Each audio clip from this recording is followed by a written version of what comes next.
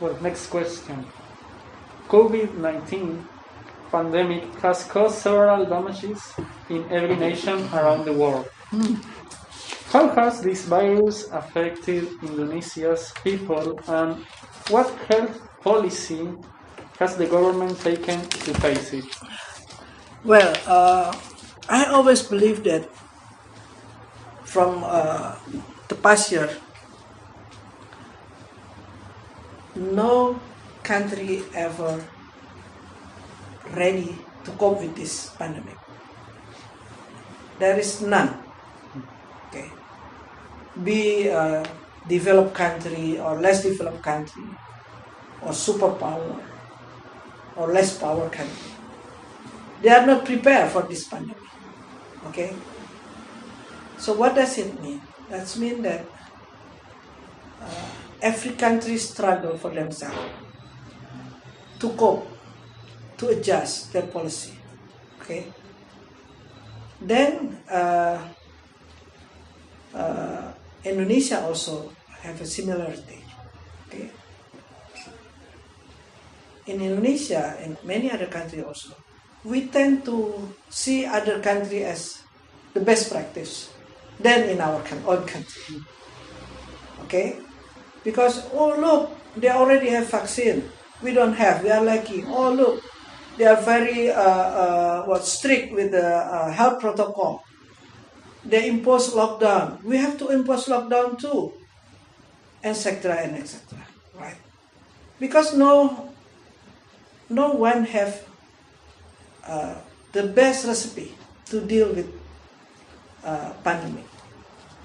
Back to last year, yeah. Now we have almost similar action, but before we don't have it. Then what happened with Indonesia? At that time, my president says that the health of the people is very important, but we cannot also set aside the importance of economic growth too. So we have to work how to balance this policy between health policy and economic growth. Because if you impose a total lockdown nationally, it maybe works in some country, but not to Indonesia, that is a country has more than 13,000 islands and spread all over. How can we impose a policy that we cannot oversee it? We cannot deploy, police or people to watch whether the lockdown is being implemented correctly or not. But of course, we have to put certain measure so the health of the people is preserved. That's the philosophy of Indonesia, how to deal with this pandemic. At the beginning, we have what we call it satgas. What is satgas? Working group. Working group, what we call it, special task force. It not chaired by the Ministry of Health, but by the chairman of National Institution for Calamity, Natural Disaster, because it can be lead to national disaster. And he is the former military, a general, because usually military have special, what we call it, talent to coordinate in wider range, right? So we have a special national task force, and under this national task force, of course, there are many line ministers, including foreign minister. And this line minister has their own duty. For instance, my foreign minister has the duty to lobby to other countries to what we call it, to get vaccine, because without lobby, you cannot get vaccine. If you late in procuring vaccine for your people, your pharmaceutical industry capacity is not that high to serve the whole global community. They have a certain capacity too. So, because Indonesia is 260 million population, we have to vaccinate around 70% of our population to get herd immunity, right? Mhm. So, it's a huge task for our foreign minister. But at the end, we manage. So, I should consult with my notes here about COVID because it's so technical. Of course, the virus has affected Indonesia, especially the middle class. Why? Because when the pandemic hit Indonesia,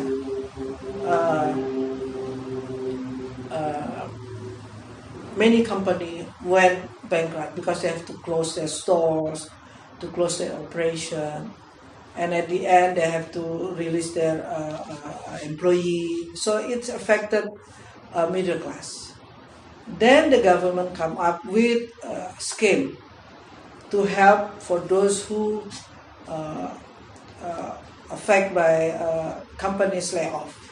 Okay. The health measure and economic recovery policy have to be conducted in balance. You have to note that Indonesia never imposed national total lockdown. Never, up till now. It's a local lockdown or local measure only, because the government has the authority to impose what kind of measure it's suitable to address the issue that they are facing, to eradicate the pandemic. Because if you see Java, most are infected people are not in Java, not in remote area in Maluku or in Kalimantan. It's only very low. If it impose total lockdown, it's no use. Okay, economic will be ruined. Okay, and then the second policy, of course, about education. It's the state government, central government policy, still closed up till now. Only June, beginning June, they have a presidential, but gradually, not altogether, right? And of course, to prevent the spread of the virus, especially from imported cases, we also impose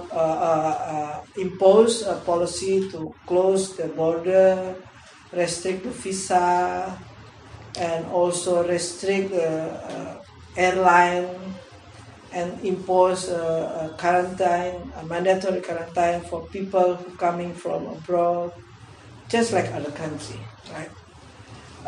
For the health system, we have to maintain and prevent saturation of the health system, right?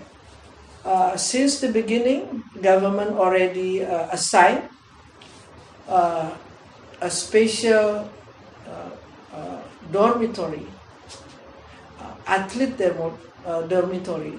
We call it Wisma Athlete. How many stories? How many towers? 4 or 5 towers.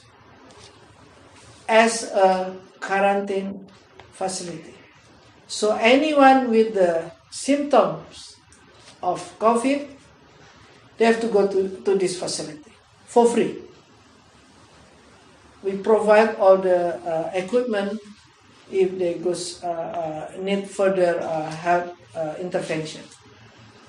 And we also have assign, like, here is 800 referral hospital, 800, which has capacity of 4,000 beds.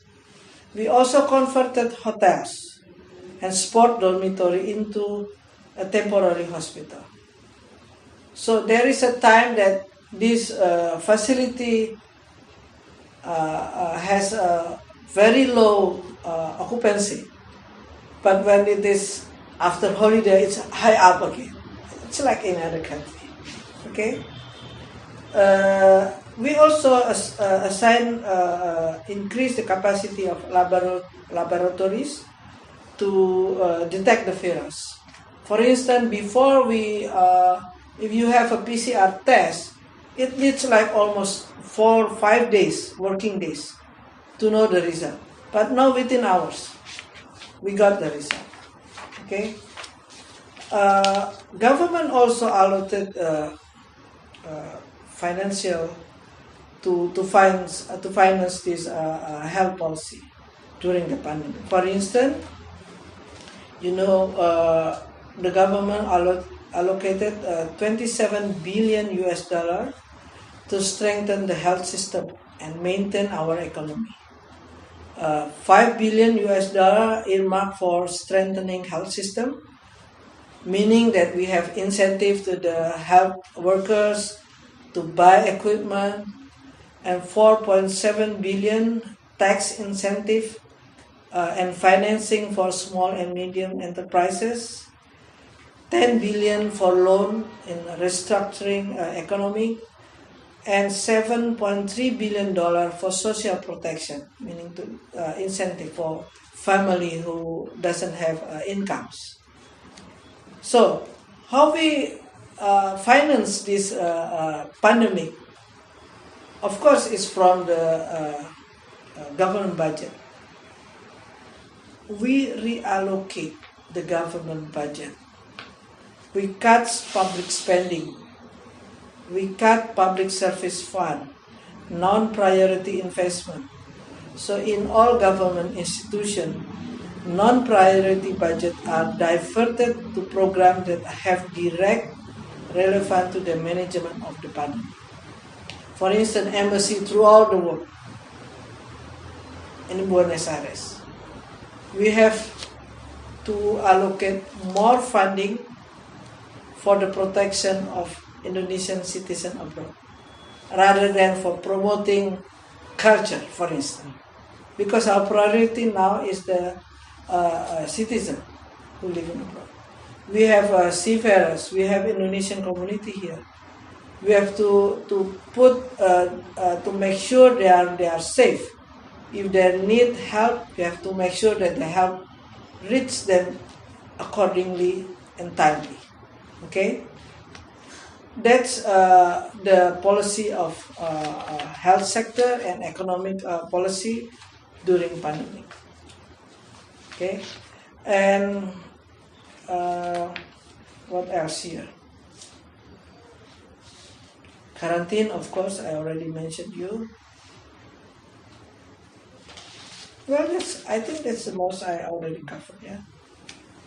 It's crucial to take equally important healthcare, citizen, and economic too. Yes. And Indonesia has done it very, very well. Yeah. I think, last year, our economy shrink 2%. Recession. First time we enter recession. But this year, we already picking up again. That's a good news.